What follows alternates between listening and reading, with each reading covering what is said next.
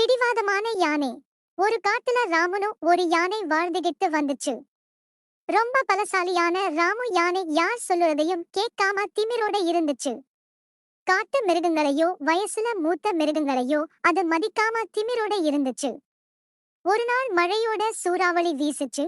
அப்ப எல்லா மிருகங்களும் தங்களோட இருப்பிடத்துல பாதுகாப்பா இருந்துச்சுங்க.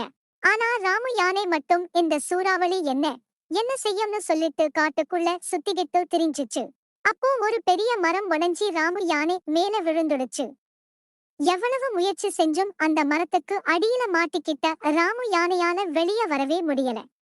மழை நின்னதுக்கு அப்புறமா காட்டு மிருகங்கள் ஒவ்வொன்னா வந்து ராமு யானையை பார்த்துச்சுங்க.